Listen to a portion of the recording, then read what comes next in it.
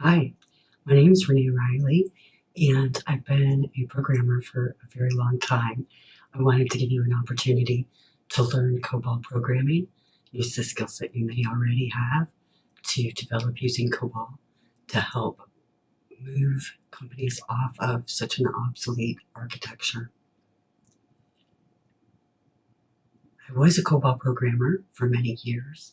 I was also an MBS DBA, working with many COBOL programmers, kind of a JCL expert, and I've been teaching for several years since then.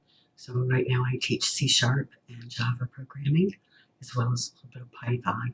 So hopefully we can take these skills and work them into something that will help you become an adept COBOL programmer. Our first video, we're going to look at installing an environment where you can run some COBOL programs and practice programming, because we know that hands-on is what really matters. Okay, see you there.